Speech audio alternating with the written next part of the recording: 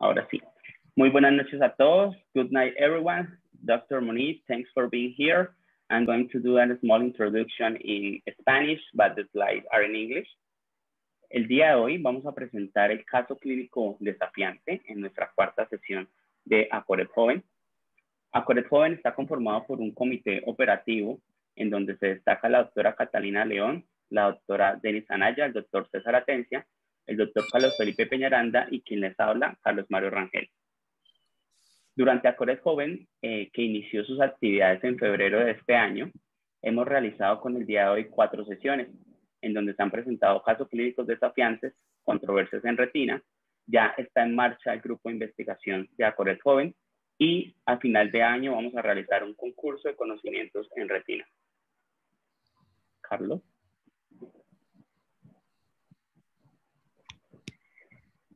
El día de hoy tenemos el gusto de tener 2 invitados pues de primera. El primero pues voy a presentar al doctor Hugo Quiroz Mercado, que fue pues mi profesor y actualmente pues es profesor de investigación de la Asociación para Evitar la Ceguera, profesor de retina in vitro de la Asociación para Evitar la Ceguera, es oftalmólogo y retinólogo del Hospital Médica Sur de la Ciudad de México y profesor de la Universidad de Colorado. Estudió medicina en la Universidad Autónoma de México y posteriormente hizo oftalmología y fellow de retina en la Asociación para Evitar la Ceguera. Y también hizo otro fellow en Retina Associates en Retina Foundation en Boston. Fue director del Departamento de Oftalmología y de Retina in Vitro del Specialist Denver Medical Center en Colorado del 2008 al 2015 y director del Departamento de Retina del Hospital para Evitar la Ceguera en México y director de investigación de este mismo hospital desde 2015 al 2020. Es miembro de múltiples sociedades, entre esas la Sociedad Panamericana, la Academia Americana, Asociación Mexicana de Retina, Jules Gonan, entre otras. Ha tenido importantes reconocimientos por su trayectoria profesional y en investigación y ha sido seleccionado para más de 10 charlas magistrales en importantes congresos con más de 200 artículos y artículos de libro. Bienvenido, doctor Hugo, ¿cómo está? Gracias, Carlos, muy amable por tu introducción. Bueno, y también contamos con la presencia del doctor Rajiv Muni, que ha sido profesor en el área de retina del Hospital St. Michael's en los últimos 8 años en Toronto. Hizo residencia de oftalmología en el fellow en el Hospital de Toronto. Hizo epidemiología clínica y salud pública en Harvard. Director de investigación de la Unidad de Toronto y fue el director de retina del Hospital St. Michael en el 2009. Ha tenido múltiples premios por su trayectoria en investigación y academia y actualmente está haciendo múltiples investigaciones, entre estas estudios relacionados con desprendimiento de retina con biomarcadores para predecir la severidad de la enfermedad y la respuesta al tratamiento. En la sesión de hoy, en el caso clínico desafiante, nos acompañan oftalmólogos colombianos que están realizando su fellowship de retina in vitro en el extranjero. So, we are going to start with our event tonight, challenging clinical case. We have Colombian ophthalmologists doing her retina fellowship in overseas, Dr. Chamartin, Dr. Scaf, and Dr. Vaquero. And we are glad for the presence for Dr. Moni and Dr. Quiroz tonight. Por favor, Dr. Chamartin, puede comenzar con la presentación de su caso clínico.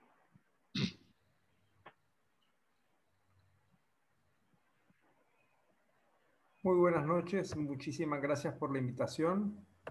Soy Pablo Chamartín, soy de Barranquilla, estoy haciendo mi fellow en la Asociación para Evitar la Ceguera y soy discípulo del maestro Quiroz, que más que un maestro, amigo también. Entonces, esta es una paciente de 65 años que acude a la consulta por una disminución de la agudeza visual en octubre del 2020 del ojo derecho, niega cualquier historia de antecedente oftálmico y en cuanto a antecedentes generales refiere ser hipertensa. La paciente al momento del ingreso tiene 20/800 de agudeza visual en ojo derecho que no mejora con corrección. En el ojo izquierdo una agudeza visual de 20/20, el examen, digamos, oftalmológico en segmento anterior es normal. En retina es diagnosticada con un desprendimiento de retina regmatógeno del ojo derecho y en el ojo izquierdo dentro de los parámetros normales. En ese momento se decide el 28 de octubre hacerle faco y vitrectomía de ese ojo y es descrito en la parte quirúrgico que tiene 2 regmas, uno en hora 11 y ahí no dice, otro en hora 9, hacer un ojo derecho temporal superior y temporal inferior. Encuentran también un agujero macular y está descrito que le hacen un peeling de la membrana limitante interna y le dejan C3F8. Este es el 28 de octubre. En el control del 10 de noviembre, es decir, 2 semanas después de la cirugía, podemos ver que tiene todavía C3F8 en la retina se va aplicada, las lesiones van pigmentando y realmente la paciente va ante lo esperado. Pero, y aquí viene una de las cosas más challenging para nosotros, es la paciente acude el 2 de diciembre con esto. El gas está casi un 10-15%, pero la retina totalmente redesprendida. Vemos la BRP intensa que tiene, vemos incluso los bordes del agujero macular como están totalmente fibrosados. Es difícil ver, pero si ves justo en el centro de imagen se alcanza a divisar el nervio óptico y hacia temporal obviamente está la mácula, ¿no? Y el agujero macular que tiene. Y creo que como fellow de retina es tal vez de las cosas que más miedo le tenemos, ¿no? A desprendimientos de retina con una BRP del grado que tiene esta paciente. Por tanto, la decisión que tomamos en este momento es hacerle un bit-buckle a esta paciente, cerclaje escleral más vitrectomía. Aquí está el video quirúrgico. En este momento ya colocamos nuestro cercaje escleral, una banda 42, entramos a la retina, vemos la retina, cómo se encuentra la BRP tan intensa, intentamos completar un poco la vitrectomía en la área donde tenía el desgarro, y vamos con una pinza, en este caso una engrasping, y vamos al nervio óptico, donde la retina es más gruesa y permite, digamos, tener mayores movimientos de tracción sin romperla, ¿no? Y a diferencia de las membranas hiperretinianas o de la limitante interna, la tracción en este caso es más, tiene que ser más, digamos, hacia arriba para no desgarrarla, y a medida que se va liberando de la retina hay que ir retomando con cuidado, porque entre más periferia vamos, la retina es más lábil y más susceptible a desgarrarse. Entonces, con mucha paciencia y cuidado vamos quitando todas estas membranas que tiene la paciente, y bueno, hasta que logramos separarla. Aquí en la periferia, a mí me gusta mucho, en este caso no estoy usando candelabro, pero con la endoluz hacer contrapresión. Así de cierta manera, digamos, liberamos la tensión que estamos generando para evitar desgarros iatrogénicos. Una vez que logramos esto, vamos a aplicar la retina con el perfluorocarbono y de esta manera ver cómo está la conformación. Una vez que lo hacemos, vemos la fibrosis tan importante que tiene, sobre todo obviamente hacia inferior, que es donde más se genera la BRP, y decidimos en este momento hacer una retinectomía. Fundamental en retinectomía, al menos yo prefiero delinear bien la zona, siempre con diatermia, hacerla continua, no solo sobre los vasos. Así esto nos va a servir como guía. Vamos a hacer una muy buena vitrectomía hacia anterior, digamos, toda la retina anterior a tu línea de marcación hay que hacerle vitrectomía. En esta zona era el desgarro temporal inferior y está muy adherida a la retina. En algún momento uno pensaría sí, mejor la deja, pero realmente dejar esa retina ahí es una zona de reproliferación y hay que liberarla con mucho cuidado para evitar sangrados coroideos que pueden complicar realmente la cirugía. Y a mí me gusta aumentar un poco la presión en estos casos hasta 40-50 mililitros de mercurio con tal de evitar sangrados, que son, digamos, nuestro principal enemigo en esta cirugía, porque van todos los factores proinflamatorios. Una vez que hacemos esto, hacemos un intercambio que es fundamental, hacerlo muy lento desde los bordes, que entre aire y evitar, digamos, que el perfluoro vaya por debajo de tu retinectomía. Después el láser que sea confluente, 2-3 líneas, pero tampoco un láser excesivo ni mucho poder, porque también va a generar BRP.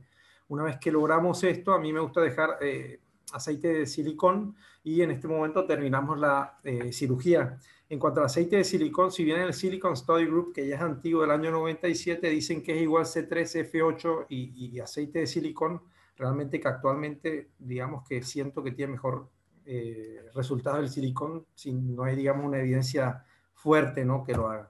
Este es la imagen de campo ultra amplio de nuestra paciente a la semana es esta. Si bien tiene algunas zonas de sangrado, la retina sigue aplicada y el láser está, digamos, ejerciendo su efecto. Y en este caso, pues obviamente no le hacemos un OCT, vemos como el agujero macular cerró, no le hicimos peeling, ya se había hecho en la cirugía anterior y lo comprobamos, no está en el video. pero cerró solo simplemente liberando toda la BRP y no le hicimos autofluorescencia. Obviamente creo que estaría desplazada la retina o la mácula de esta paciente. Así que bueno, muchas gracias y a darle paso a la discusión, ¿no?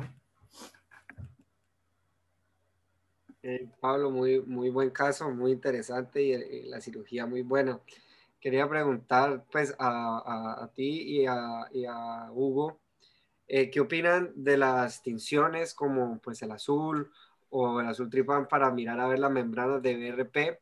Y otra segunda pregunta, justamente yo tuve un caso también con el doctor Hugo, donde me aconsejó, digamos, era tal la BRP que pues ya sabíamos que íbamos a cortar la retina, entonces pues no decidimos ponerle banda. Entonces también te pregunto, Pablo, ¿qué consideras pues aquí de la banda habiendo cortado pues, la retina en su base? Voy a aprovechar la pregunta y de verdad que no está armado. Yo había seguido y a mí me parece fundamental, pero voy a adelantar las diapositivas. Y de verdad esto no lo iba a discutir, pero si ven esta imagen es un caso mío. Es una retinectomía 180 grados y si ven como en los bordes de la retinectomía, a las 3 y a las 9, se está generando BRP. Y realmente yo siento que si este caso no lo hubiera puesto un cerclaje escleral, se hubiera redesprendido ahí. Sí estoy de acuerdo que si vas a hacer una retinectomía 360, no consideraría colocar un cerclaje escleral, pero creo fundamental que sí, o sea que si va a ser 180 grados, sí, en cuanto a lo que decías de las tinciones, obviamente el azul, me gusta el dual membrane de DOR, que es más costoso, pero realmente permite teñir tanto la limitante interna como tus membranas epirretinianas.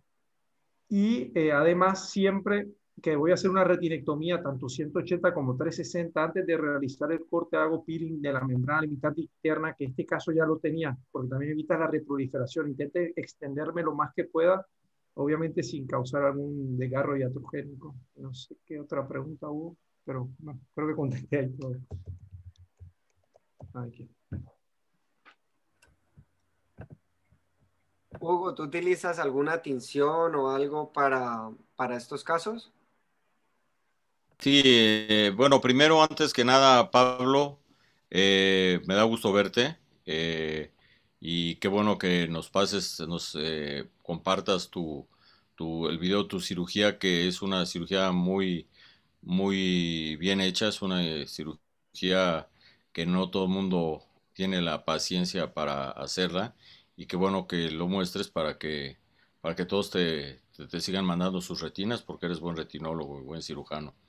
Eh, estas cirugías a veces, cuando vemos así de tremendas la BRP y con el ojo contralateral, el otro ojo contralateral B20-20, lo primero que tenemos que hacer es decirle al paciente que va a ser una cirugía pues de mucho esfuerzo, de mucho tiempo y que realmente la recuperación visual es muy pequeña en comparación de todo el esfuerzo que se va a hacer. Eh, si tiene 60 y tantos años la paciente y dice voy a mejorar muy poco, pues a lo mejor preferiría no hacerse la cirugía. Pero estoy de acuerdo contigo en hacerla. Yo primero quería hablar un poco en cuanto a la decisión. Yo creo que esa hay que tomarla con el paciente. Y el abordaje quirúrgico, pues yo creo que fue el que hiciste mejor. Hay mucha controversia en cuanto a usar banda o no usar banda. El doctor Don de Amico, hay varios meetings que se hacen en Estados Unidos. Uno de ellos es el Veil Vitrectomy Meeting y el Aspen Retinal Detachment Course, un curso de pura cirugía de vitrio. Y Don de Amico así claramente dice que él está en contra de las bandas en elementos y dentadores en presencia de BRP. Yo realmente no comparto su pensamiento, porque sí, como nos mostraste en el caso de Pablo, también cuando muchas veces lo único que puede detener o aproximar banda, pues dejarla y si la puedes poner, pues la pones. En este caso, en lo particular, en tu caso del agujero macular, yo sí no le hubiera puesto banda, pero bien, eso no es una cuestión con la cual tengas tú que, que, que, que debatir, ¿no? Y lo más importante es que se cerró el agujero macular la retina está reaplicada y que yo creo que es una visión ambulatoria la que va a obtener el paciente. Yo sí uso en estos casos, uso el Brilliant Blue para teñir las membranas. Es muy importante para mí la atención en estos casos. Dr. Moniz, do you use blue staining for the membranes of PVR? No, I mean, usually I usually would just peel under direct visualization. Sometimes we will, if there's a posterior membrane, we'll peel with the epiretinal membrane and sometimes peel the internal limiting membrane as well to prevent recurrent formation. But I don't peel the ILM into the periphery as some have advocated. I think this you know, I didn't understand everything that was said, but from what I can see, it was a primary vitrectomy that then redetached. And the initial vitrectomy was with oil, is that correct? Or was it gas? T3F8. T3F8, okay. But I agree with the management. I mean, a few tips just for when you do a retinectomy, you know, you always want to do a little bit more, a few clock hours more than what you think you need, because a lot of times if you do it not enough, then you'll get traction at the edges and you can get some redetachment. Also, you never want to end your retinectomy at 6 o'clock, and it's better to end it sort of, you know, temporal or nasal. So, you know, I think like a 180 retinectomy here would have been, you know, the right thing. And I agree that generally I won't do a buckle if I'm planning to do a significant retinectomy. But I think, as was mentioned, if you are doing a limited vitrectomy in a PVR case, then the scleral buckle can be very helpful. And finally, like, you know, there are issues with subretinal PFO. I think there were a few small little bubbles of PFCL. So just important to, you know, always inject slowly, which I think you did, and you know, to minimize turbulence of fluid while you're injecting and working with the PFO in the eye to try to reduce the subretinal PFCL there. But I think it was a very nice outcome, you know, for a difficult case. And, you know, going forward, I think we're going to have some interesting new ways of managing PVR cases.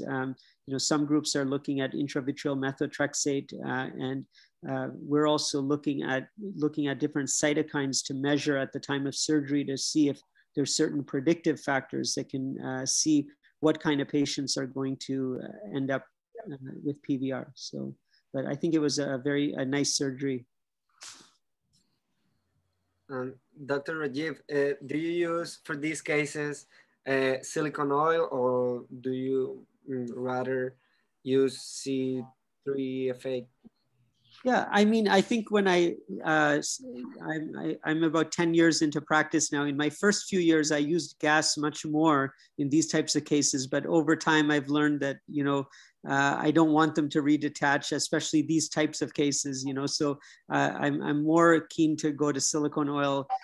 I think I have a better kind of judgment on when to put in silicone oil from the beginning when I feel that the gas won't work. So I think I've moved a little bit closer, more to using silicone oil earlier than I would have before. You know, I tried Denseron a few times, but I didn't, I had one or two cases where there was a lot of inflammation, and one I remember where there was some hypotony. Removing the Denseron a little bit more challenging than usual, but than silicone oil, but that's not a limiting factor. And, you know, some of these bad cases, you want to keep the tamponade in there for as long as possible. So sometimes, and so, you know, with Denseron, you have to monitor them, and you may have to remove it, you know, at a certain point.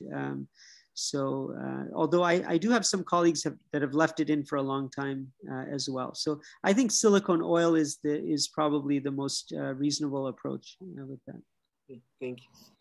Thank you, Dr. Moni. I would like to know also, what type of silicone oil do you use? 1,000 or 5,000? Yeah, you know, in one of my hospitals where I work, I only have 5,000, so that's what I use. And the other one, I use, we have both. And, you know, I don't believe that, so silicone oil is very interesting. You know, we think about silicone oil as having, the benefit is that it doesn't dissolve, but actually the buoyant force applied by the silicone bubble is actually much, much less than gas. So if you're looking for buoyant force applied to the retina, it's actually much better with gas compared to oil. The other problem with silicone oil is that the surface area of contact with the retina is also significantly less because it maintains a spherical shape, whereas the gas bubble maintains like a flat bottom shape, so it's in contact with the retina. But the advantage of silicone oil is that you get a you get a longer lasting tamponade. So I think that to answer your question, both are fine. There's been studies that have looked at 1,000 versus 5,000 in terms of these different parameters, in terms of the surface tension and the buoyant force and the ability to tamponade the break. And there isn't a lot of difference between 1,000 and 5,000. And so 1,000, of course, is much easier to remove and insert. It's much faster, so more efficient during surgery. So, you know, I think and they've also looked at the emulsification of 1,000 versus 5,000. And I don't think that the studies have shown a huge difference, even in the emulsification rates. So I guess unless you're planning to use it for a very extended period of time, I don't think that there's tremendous advantage of 5,000 over 1,000. Okay, thank you very much. Thank you. Pablo, preguntan en el chat el doctor Rosales si pensaste en algún momento hacer una retinectomía radial en lugar de circunferencial. No, la verdad que no. Y tampoco nunca he hecho las retinectomías radiales nunca he hecho, y al menos cuando he visto recomendaciones, siempre hacerlas circunferenciales por el hecho de después la BRP para que traccione. Digamos, genera menos tracción si es circunferencial que radial. O sea, sería más como hacer una focal, pero en este caso habría que hacerle 180 grados, no sé cuántas radiales hacer, y después la zona donde va a traccionar va a ser más grande. Creo que si ya vas a hacer una retinectomía hay que liberar toda la BRP que pueda, o sea, no dejarle nada, y la verdad que nunca intenté hacer una radial. Creo que el doctor Castro tiene experiencia en esto. Sí. Y yo quería hacer el comentario que pues yo tengo indicaciones para silicón primario y en el estudio prospectivo de desprendimiento de retina, donde tenemos la meta de sacar la mayor cantidad de pacientes adelante con una cirugía, pues ahí definimos los parámetros para el silicón primario. No sé si este paciente los reunía, pero en general, pues, muchos desgarros grandes, mucho tiempo, desprendimiento de retina total, sangre, pigmento en vítreo, o sea, todos los indicadores, y muy bueno que haya ya indicadores bioquímicos que le dicen a uno, este paciente probablemente va a ser PBR. Y si esos indicadores dicen eso, pues es preferible, en mi criterio, usar silicón primario y no tener que estar reoperando. En cuanto a la retinotomía, pues yo considero que realmente cuando uno tiene que hacer una retinotomía muy extensa, pues ya la banda queda jugando muy poquito papel, ¿no? La banda es más que todo para compensar la contracción de la base del vítreo y de la retina periférica. Entonces, pues si uno la cortó, pues el implante no queda haciendo mucho oficio. Y las retinotomías posteriores, pues para mí es muy difícil opinar, pues uno sin haber estado allí, pero mi experiencia es que cuando las retinotomías terminan tan posteriores como en este caso, en el largo plazo esa retina se tiende a desplazar o a retraer hacia arriba, y la visión pues resulta finalmente siendo muy pobre, especialmente si uno llega a retirar el silicón. Y mi opinión en silicón es que sí hay una diferencia muy clara yo usé 1000 durante un tiempo y después me quedé en 5000, porque sí hay una diferencia muy clara, especialmente cuando hay que tenerlo a largo plazo y cuando son pacientes que tienen movimiento, pues las tasas de emulsificación y las complicaciones secundarias al 1000 son mucho mayores, en mi experiencia, que en el 5000. Bueno. Listo. Muchas gracias. Creo que vamos a pasar al siguiente caso, con el doctor Pablo Vaquero.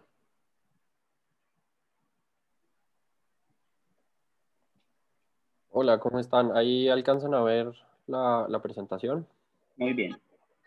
Bueno, pues muchas gracias por la invitación y pues estar compartiendo con todos ustedes. Los dos casos que les voy a traer son de desprendimiento de retina asociado pues a agujero macular. El primer caso es una paciente de 54 años con una miopía de -20 en el ojo derecho, con una longitud axial de 31.92 milímetros y con cambios ya secundarios a la miopía, una atrofia coroidomiópica, un estafiloma posterior, y en el OCT vemos la presencia de una membrana epirretiniana y una foveosquisis de predominio nasal. Y el ojo izquierdo, que fue el motivo de consulta, refería 2 meses de disminución de agudeza visual del ojo izquierdo. Tenía una graduación previa de -20 con movimiento de manos y una longitud axial de 31.43 milímetros. Vemos que había un agujero macular y no había ninguna otra lesión periférica. Esta es una imagen de campo ultra amplio del ojo izquierdo, donde vemos pues que había la presencia de 2 bolsas de desprendimiento de retina y fue llevado, ya vamos a ver, a vitrectomía más cerclaje. Se hizo el cerclaje con una banda 42 y acá estoy haciendo la vitrectomía central. Vemos que pues, el DVP fue afortunadamente fácil de realizar. Se revisan lesiones periféricas, no había ninguna otra. Se hace pues, todo el rasurado de la base de vítreo y vemos pues, la presencia del agujero macular asociado al desprendimiento de retina, que estos son los casos que muchas veces queremos o tenemos un plan inicial.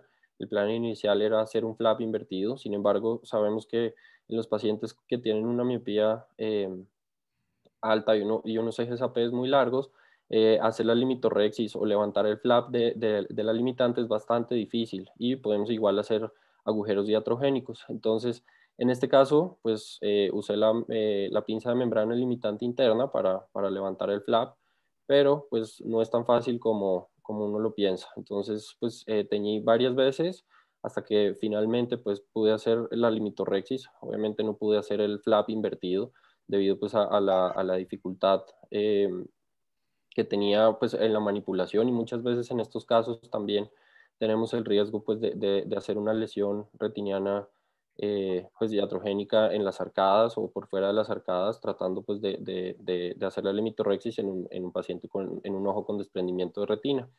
Entonces, pues se completó la limitorexis y es algo pues, de lo que quisiera que pudiéramos discutir ahora, es si hacer retinotomías o no en los agujeros maculares asociados a desprendimiento o drenarlo a través del agujero. En este caso, hice una retinotomía nasal, que también estaba desprendida, e hice pues el drenaje del líquido subretiniano a través pues, de la retinotomía. Se dejó SF6 y no hubo ninguna complicación. Este es el OCT, bueno, pues láser rodeando. Este es el OCT posterior a la cirugía. La agudeza visual quedó en 20/100 y vemos que igual quedó un agujero macular residual de 300 micras, que también es algo que podemos discutir si realmente valdría la pena o sea, volver a intervenir estos pacientes o no. En la literatura mencionan que a pesar de que persista el agujero macular, pues la agudeza visual final pues va a ser la misma. Entonces, este paciente tuvo pues un buen resultado. Esta es otra paciente de 49 años, con miopía de -11, agudeza visual de 20/400 con una longitud axial de 28.9 e igual un agujero macular asociado a desprendimiento de retina sin ninguna otra lesión. El ojo izquierdo -15 con una longitud axial de 29.3 milímetros. Entonces esta paciente fue llevada A vitrectomía, acá hice la vitrectomía central, el desprendimiento del vítreo posterior. Hice, pues teñí con azul brillante, usé lente de mácula y acá empieza lo difícil. Si ven el tiempo arriba, pues empezamos más o menos como a los 20 minutos a tratar de hacer la limitorrexis, pero realmente no había un lugar donde tomar la limitante. Me fui en los 4 cuadrantes, no había un lugar, empecé a usar el flex loop para tratar de levantar alguno de los flaps que había y pues ya vemos que vamos, pues iba a 45 minutos y aún no lograba levantar un flap, entonces empieza como el momento pues, de qué hacer. Entonces creo que acá es muy importante siempre teñir y pues usar las tinciones que tenemos a la mano, o sea, el azul brillante. Y acá estoy igual, tratando de levantar un flap, pero no lo logro. Entonces decido usar una aguja que es de 27G, se dobla la punta al final para tratar de levantar un flap y poder hacer la limitorrexis. Finalmente, ya logro, ya después de una hora, logro levantar el flap para hacer la limitorrexis. Se completa pues la limitorrexis, que tampoco son muy extensas en estos casos debido pues a toda la inestabilidad. Y no usé líquidos pesados porque siento que para mí es más difícil, pero también si quieren pues lo podríamos discutir, que es parte pues de la razón por la que estamos acá. Entonces finalmente pues se hace la limitorrexis 360 grados, no hay ninguna complicación y en este caso hago un drenaje a través del agujero macular. Se hace un drenaje pues bastante lento, igual tengo un calibre 25G. Empiezo a hacer el intercambio agua-aire, dejo un poco de líquido residual y al final ya termino pues de aspirar el líquido subretiniano que hay a nivel macular. También dejé en este caso SF6 y no hubo complicaciones. Desafortunadamente esta paciente nunca pudimos obtener el seguimiento, salió positiva para SARS-CoV-2 y ya nunca pues regresó a la consulta. Entonces eso era lo que les traía para hoy. Perfecto, Pablo, muy buen caso. Quería empezar preguntando pues a ti y a Hugo que sé que es o sea, le encanta usar líquido pesado. ¿Qué opinan de hacer utilizar líquido pesado para hacer la limitorrexis en pacientes con desprendimiento de retina? Bueno, en primer lugar, muy buen caso, Pablo, me da gusto ver tus ideas muy buenas y pues bueno, eres un muy buen cirujano, por eso todo salió muy bien, pero yo creo que estos cursos son realmente para compartir las experiencias y demás y tratar de dar a veces consejos que pueden ser más fáciles para todo el mundo, ¿no? En primer lugar, yo soy enemigo de drenar a través de un agujero macular, porque no sabemos cuántos fotorreceptores nos estamos llevando cuando estamos barriendo. Puede ser que no, o puede ser que muchos, ¿no? Entonces, como no hay un estudio que diga, mira, yo aspiré por ahí el líquido subretinario y me traje 500 o 2000, no sé cuántos fotorreceptores, pues por si las dudas yo prefiero no hacerlo, ¿no? O sea, no toco ese agujero macular, solamente lo que es la limitante interna. Y créemelo, lo he hecho muchos años. Yo usé muchos años una técnica que se llama Perfluorocarbon Perfused Vitrectomy, que es vitrectomía. Nunca usé solución salina balanceada. Usé 100% perfluorocarbono. Y a través con el perfluorocarbono puedes quitar tanto membranas periféricas. Es muy bonito teñir con Brilliant Blue todas las membranas. Pones tu perfluorocarbono y no nada más quitas la limitante interna, sino puedes quitar todas las membranas periféricas y todas las que te encuentras. Entonces, para mí es muy fácil. Trátalo y vas a ver que sí se puede. Quitar una membrana limitante interna con perfluorocarbono para mí es bastante sencillo. Es completamente distinto porque no flota la membrana, sino la vas a tener que ir como arrastrando, ¿no? La vas a ir quitando. Es una sensación completamente distinta a la que estamos acostumbrados, pero definitivamente sí se puede hacer y pienso que es menos tracción, eso de traccionar la limitante interna con la retina desprendida, es realmente una cirugía muy heroica, la puedes hacer, pero te lo puede facilitar muchísimo hacerlo a través de perfluorocarbono. Entonces, lo único que yo quería comentar, estuvo muy bien y yo creo que son buenos casos. Estoy de acuerdo que no reoperaría un caso de estos, ya como quedó, quedó. Y sí, yo drenaría, utilizaría un sitio periférico para drenar el líquido, nunca por el agujero macular, y sí quitarla bajo perfluorocarbono. Dr. Moniz, what is your current approach in these cases of macular hole associated retinal detachment? Yeah, I think the two cases, from what I gathered, the first case looked more like a total retinal detachment with a macular hole. And in some of those cases, you know, there's two types of cases here. There's the ones that are rhegmatogenous detachments from a peripheral break that have a coexisting macular hole. And then there's the myopic macular hole associated retinal detachments. And so I have a different approach to both of those. If the retinal detachment is due to a peripheral break, I often will ignore the macular hole during the initial repair because I believe that 80% or more of the time the macular hole will close just from the retina reattaching. So I don't primarily do an ILM peel in those cases. I'll simply fix the detachment. And you know, we do a lot of pneumatic retinopexy, so we see many cases where there's a macular hole, and they almost always resolve when the retina reattaches. And we know that there's no fluid being recruited from the macular hole because when we tamponade the peripheral break, the retina generally attaches. So in that first case, I believe there may have been a peripheral break. Is that correct? No, it was the macular hole. Oh, it was only the macular hole. Only called the macular hole. Okay, so if there was no other break, then yes. So in these cases, I would peel the ILM.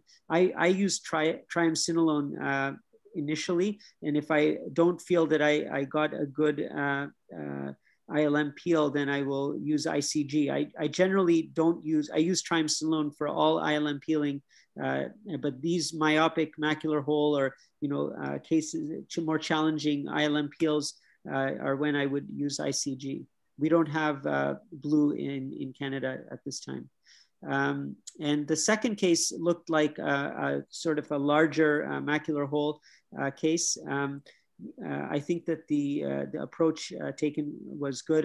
You know, we had a recent case of a pediatric case with a very gigantic macular hole where we used amniotic membrane. There was a total retinal detachment, and we used an amniotic membrane graft at the time of the primary repair. So I think I agree in general with the approach, the ILM peeling. I usually use gas for most of these cases, not silicone oil, unless it's a recurrent case. So. And for doing an ILM peeling, do you use a perfluorocarbon liquid or without it? Yeah, in my experience, I've just been doing with triamcinolone or ICG without perfluorocarbon liquid. I didn't understand everything Dr. Mercado said, but I think he was referring to using Brilliant Blue and then putting the PFCL on and then peeling under PFCL. And I think that that's also a very reasonable approach as well. Thank you.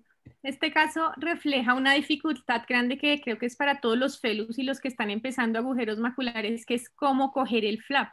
Me gustaría preguntarle a los fellows y a los profes si tienen algún consejo en especial para coger el flap sin hacer pues, daños periféricos o hacerlo de una manera más ágil.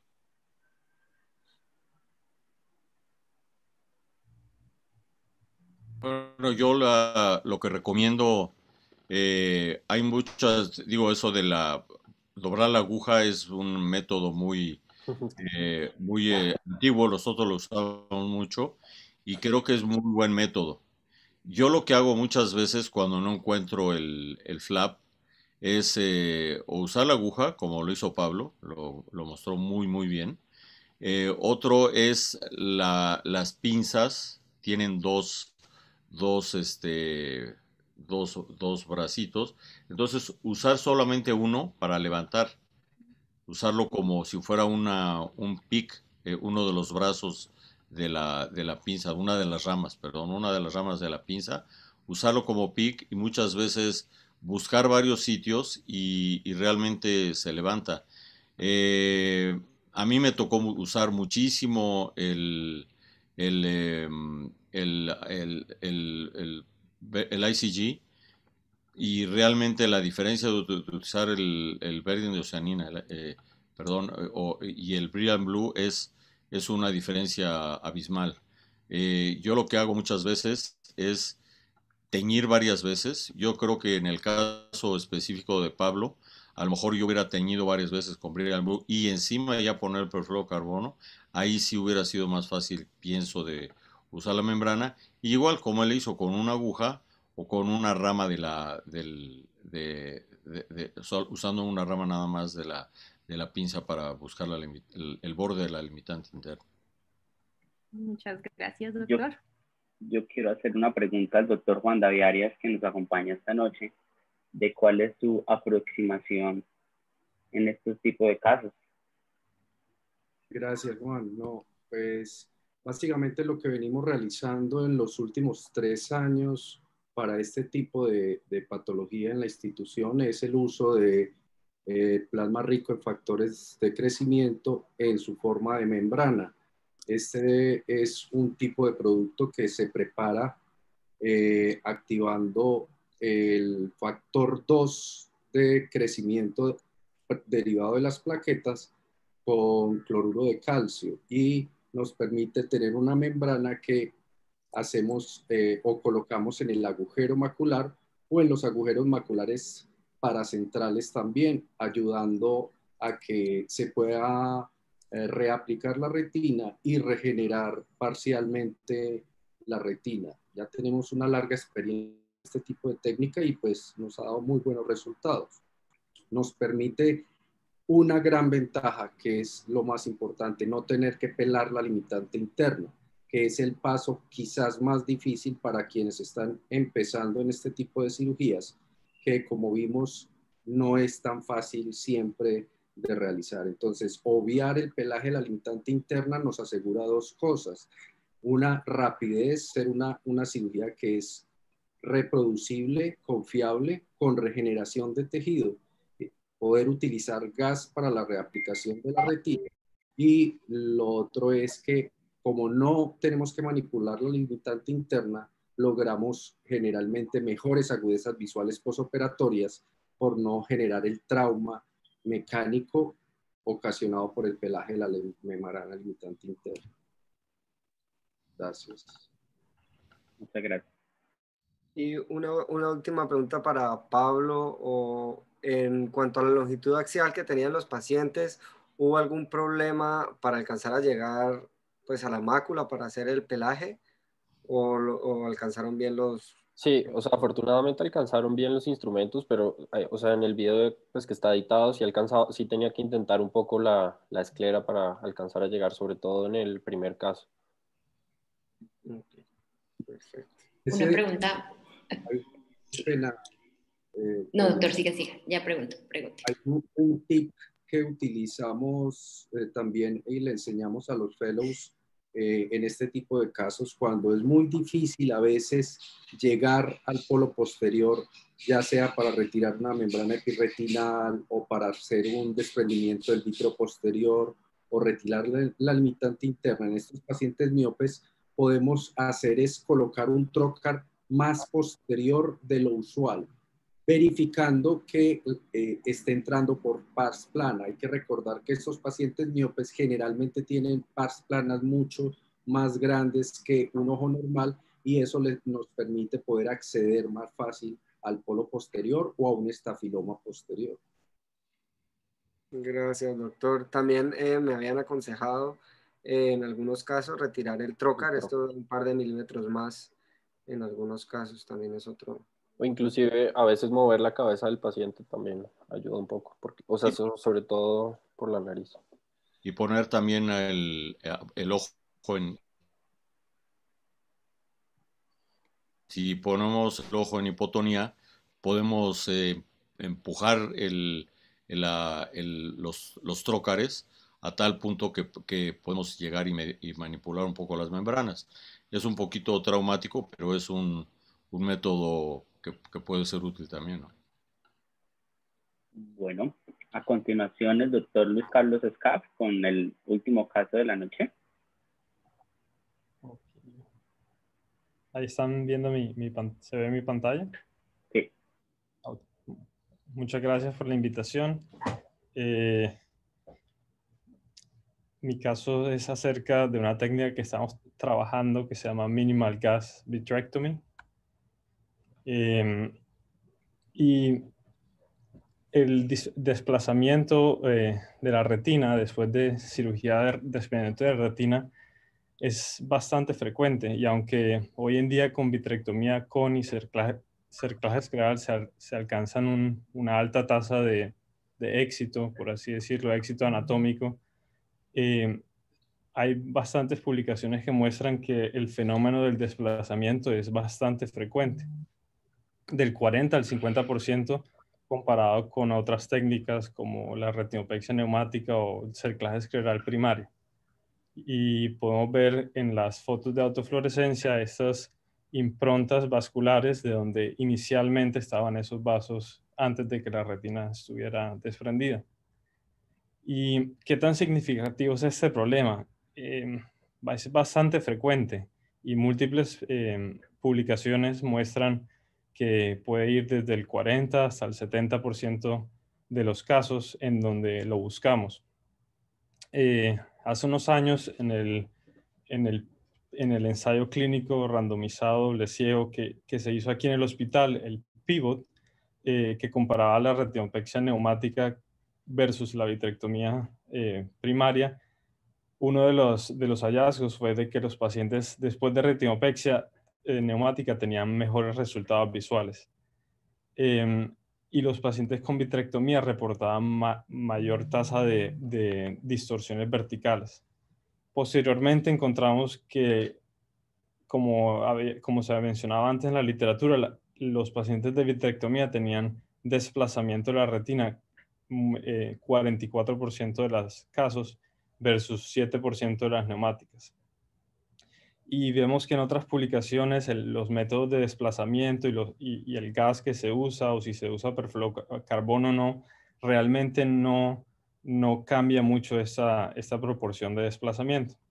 ¿Por qué pasa esto? Bueno, nuestra hipótesis es que por mucho que drenemos el líquido subretiniano durante la cirugía, siempre queda un poco de fluido subretiniano que al paciente mover la cabeza va al sitio inferior, o por la gravedad lo lleva hacia inferior, y esto lleva a que haya un desplazamiento pequeño pero significativo de la retina hacia el sitio de mayor decantación. Y esto también se ve favorecido porque dejamos un tamponaje de gas casi al 100%, que produce un poco de fuerza en la retina, y ese desplazamiento lleva a que la posición de los fotorreceptores sobre el EPR no se dé de una forma natural, sino de manera brusca, y ocurre este fenómeno de desplazamiento después de las cirugías de desprendimiento de la retina.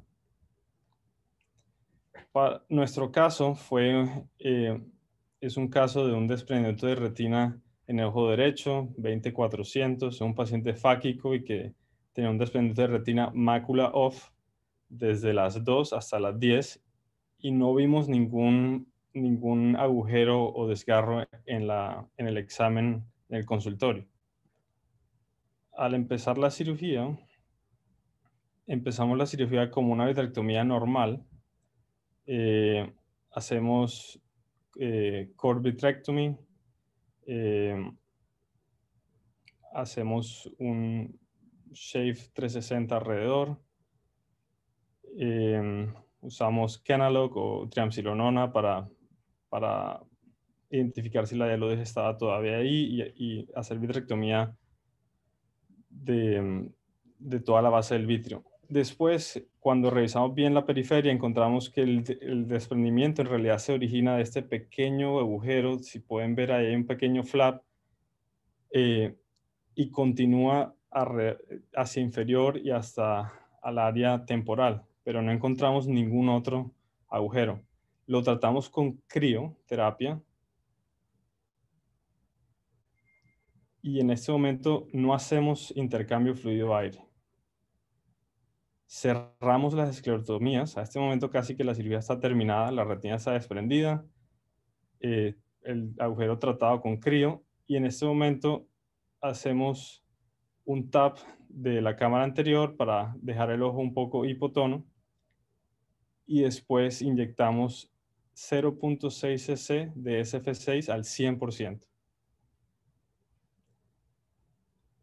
Y vemos, le indicamos al paciente que esté boca abajo por unas 6 horas y que después, cada hora después de eso, empieza a elevar la cabeza. Y vemos que el primer día de posoperado hay un poco de fluido inferior, pero la retina está mucho más adherida. Y este fluido se va reabsorbiendo con el pasar de las semanas. Al mes después de la cirugía se ve casi adherida 360. Y vemos en las fotos de autofluorescencia que no identificamos desplazamiento de los vasos en la mácula. Entonces, también hemos tratado de modificar un poco esa técnica porque solamente sería posible hacerlo en desprendimientos de retina que tuvieran desgarros superiores. Pero ¿qué pasaría si tuviéramos patología superior e inferior? Entonces, este es un paciente que tiene un desprendimiento de retina mácula off y tiene agujeros o desgarros a las inferotemporales y superotemporales, ahí donde indican las flechas. Básicamente, la aproximación es la misma. Hacemos una vitrectomía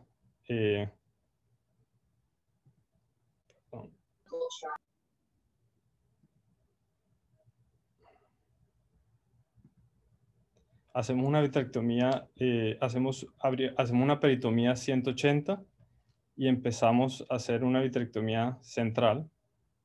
¿Se está viendo el video? Sí, Luis.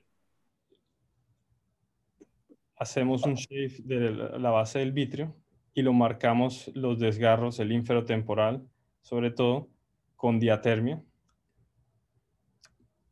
Y hacemos crioterapia de ambos desgarros. No hacemos intercambio fluido-aire. Marcamos el sitio donde está el desgarro inferotemporal y le damos soporte con un cerclaje segmentario 276 solamente en ese sector. Y después repetimos la misma maniobra.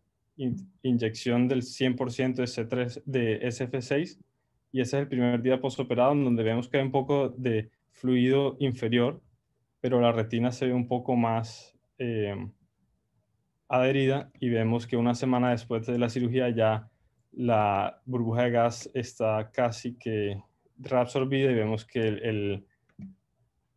el cerclaje inferior está dándole soporte al desgarro inferotemporal y tampoco identificamos desplazamiento de las vasos de la retina. Entonces, este es nuestro abordaje para tratar de minimizar este fenómeno del desplazamiento, combinando un poco de lo mejor de la vitrectomía con una burbuja de gas mucho más pequeña, como la retinopexia neumática. Y ese es un agradecimiento a todo el equipo del hospital que es el que ha hecho todo ese trabajo.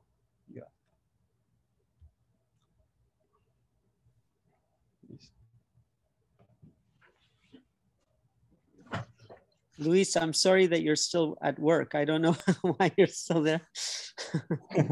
Yeah, I have a few patients waiting. Okay. They're gonna think that we're like slave drivers making you work while you're giving your lecture as well. Usually we're nicer than that.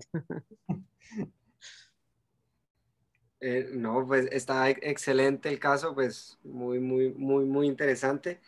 Obviamente el caso refleja pues obviamente todo el conocimiento de la fisiopatología del desprendimiento de retina, ¿no? Que obviamente es cerrar el agujero, poner el tamponade para que pues, el líquido se vaya yendo. Obviamente pues es algo diferente a lo que se hace habitualmente. Pero quería preguntar a estos cuántos pacientes llevan y estos pacientes que han hecho, qué tal ha sido, digamos, las diferencias en cuanto a las agudezas visuales, los cambios en cuanto a las metamorfosias o lo que se presenta normalmente. No, Dr. Moody, the question is how many cases have we done of this minimal gas vitrectomy, and if it really reflects on any changes in the quality of vision? Yeah, you know, I think that we're very early in understanding all of this. You know, for decades, the emphasis has been on primary reattachment rate. That's our main focus in trying to reattach the retina.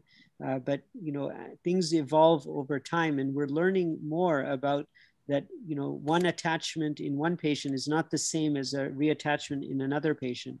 And we're learning a lot about all of these different anatomical outcomes that can that have really become possible because of multimodal imaging. Our imaging in the last 5 to 10 years has taken us to a level where we can see the retina in a way that we weren't able to see it before, with high resolution OCT, with, you know, fundus autofluorescence, even adaptive optics imaging. So we now have the capability to assess our outcomes in a different way altogether.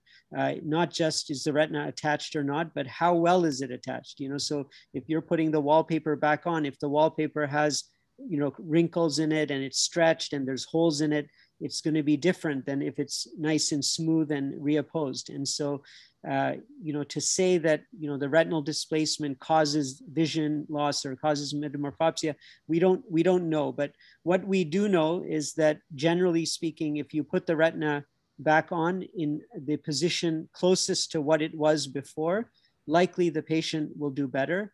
We also know that many patients, even though they have successful outcomes after retinal detachment surgery, have complaints. They complain of things being smaller, things being pinched in. And now what we think is that the displacement, when you get the displacement, as Luis showed the videos, you're getting a stretch of the retina. And when you get a stretch of the retina, the number of photoreceptors per unit area is reduced.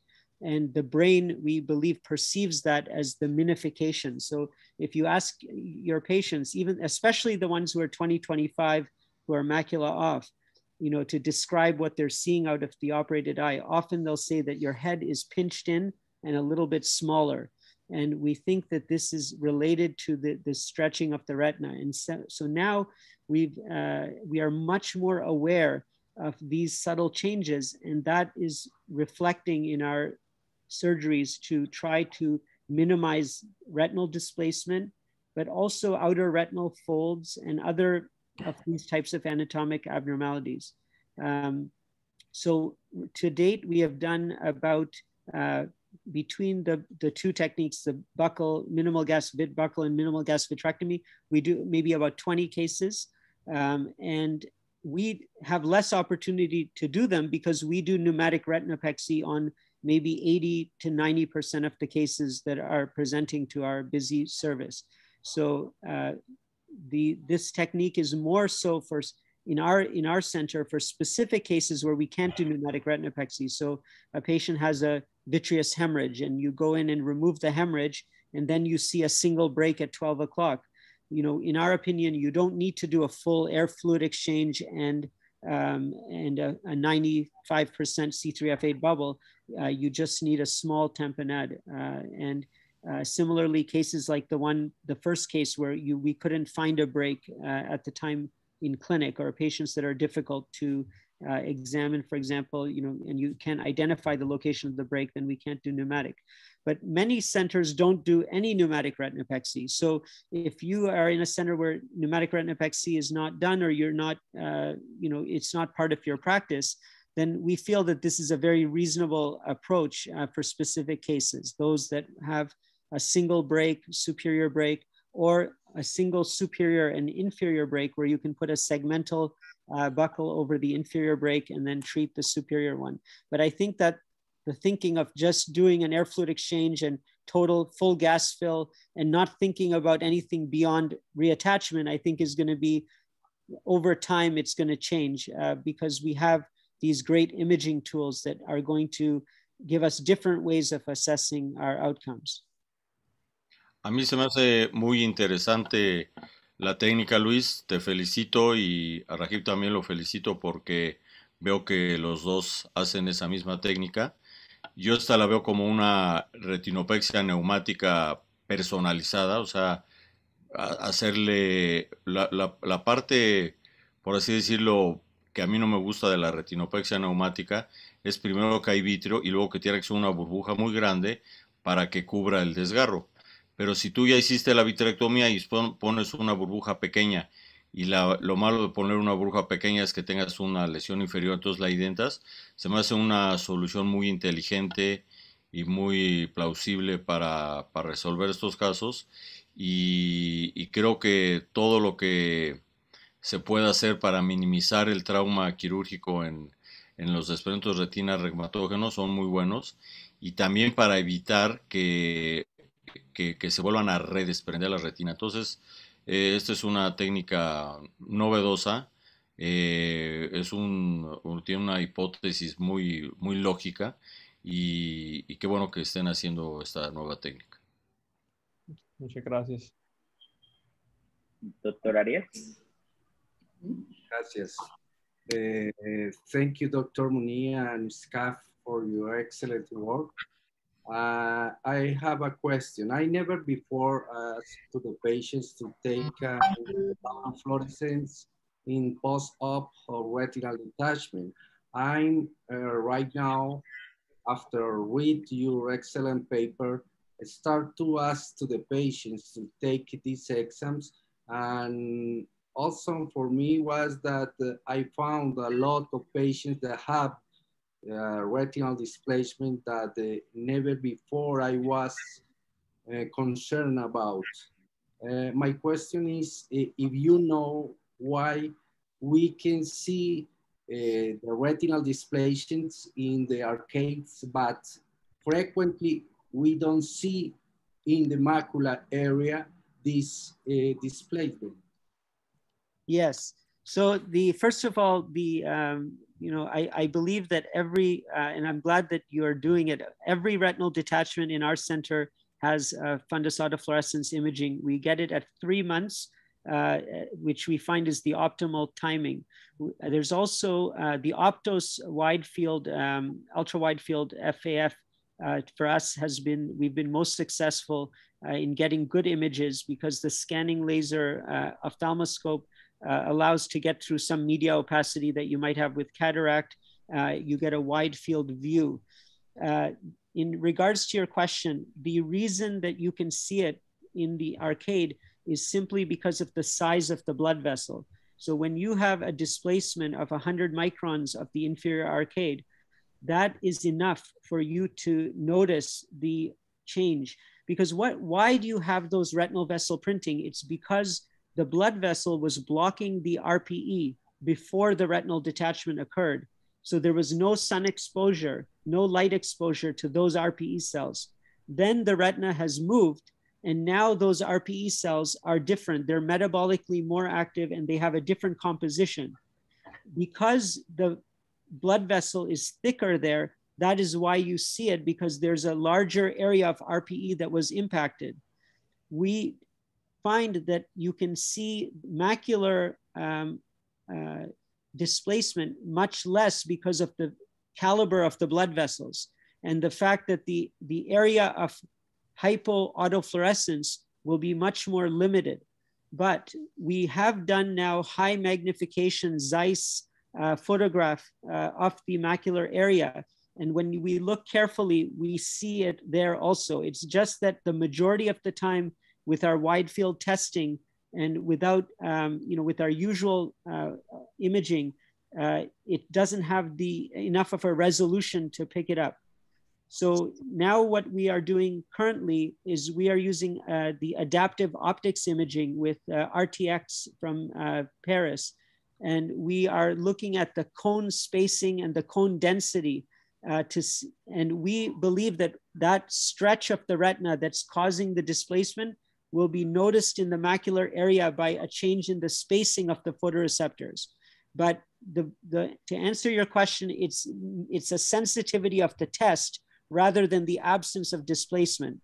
And the second thing that I would say is that we believe that all retinal detachments, even pneumatics, have some degree of retinal displacement. It's just a matter of the extent of that displacement.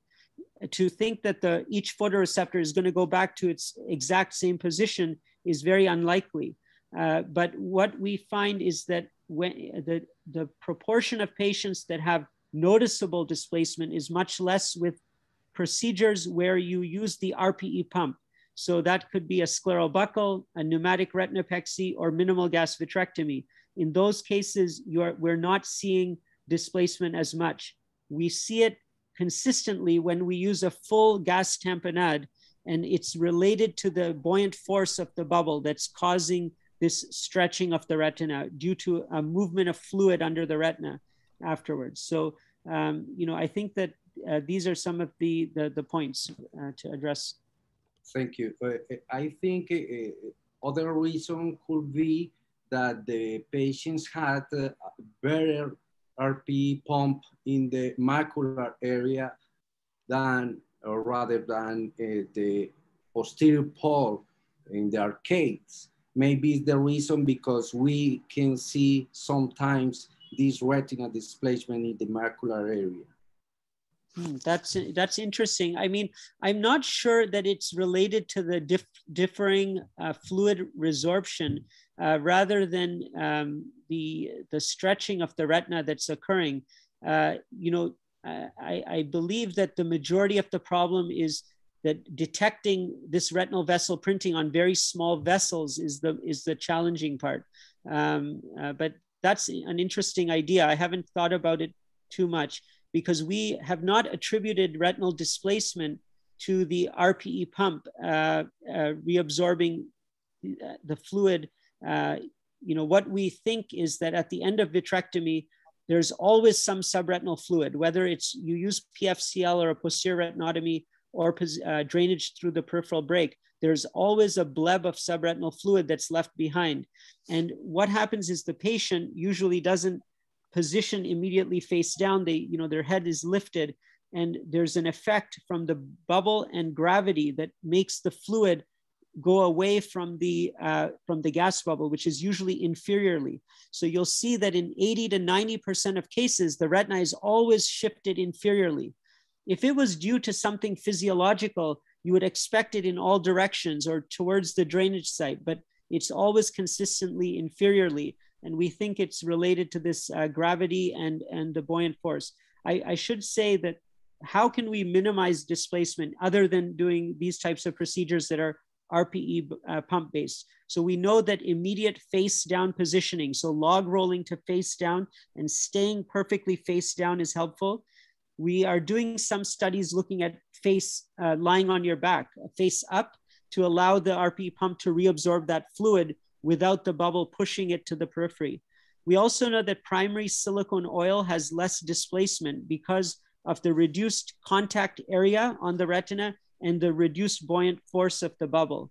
There's downsides to using primary silicone oil. You have to go back and remove it. So, and of course, primary buckle is also a good technique to avoid displacement. So yeah, it's a very complex area. And even now, despite all of the studies that have been done, we still don't understand it fully, like why it happens in certain patients and not others, and what the impact on functional outcomes, on their metamorphopsia and anisoconia and all of this is still relatively unclear.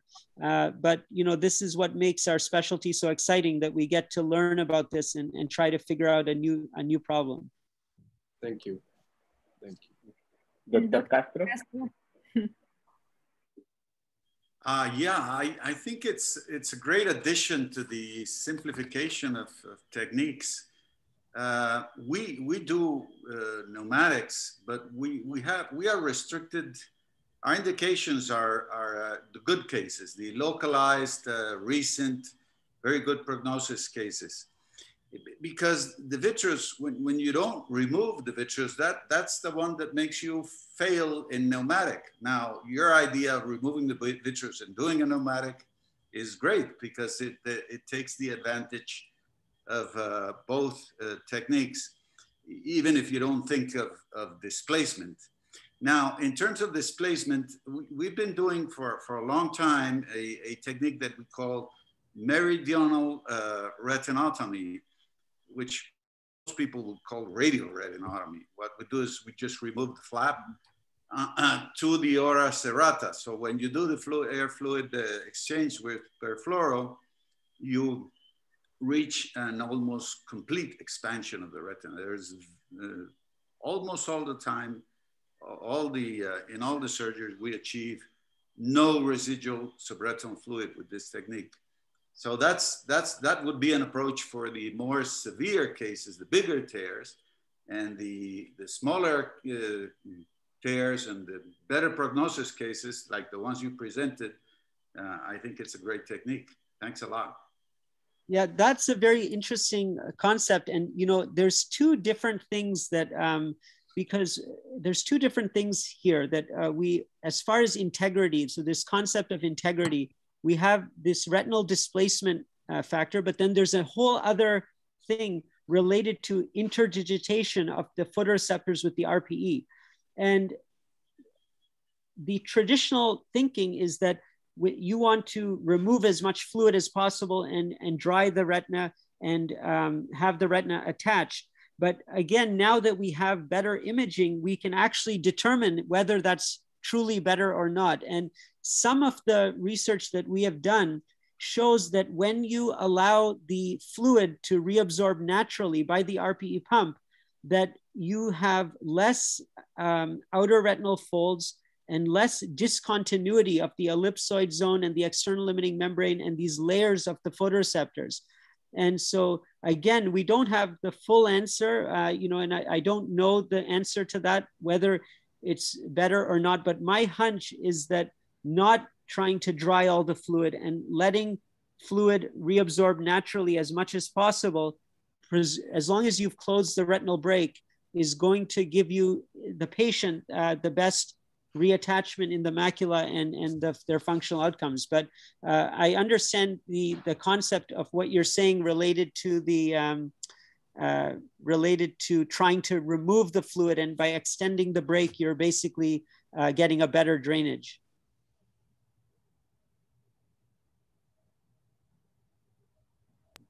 Okay. Luis, una pregunta. ¿Estos pacientes, el estado del cristalino, tienen alguna indicación? Pues lo hacen en pacientes fáquicos o lo han intentado también en pseudofáquicos. Lo hemos hecho en ambos. Usualmente acá no hacemos casi nunca facovitrectomía, a menos que la visualización esté comprometida para la cirugía, sino que después los enviamos al oftalmólogo que lo refirió para que haga la faco. Sí. Pero lo hemos hecho en ambos. Sí.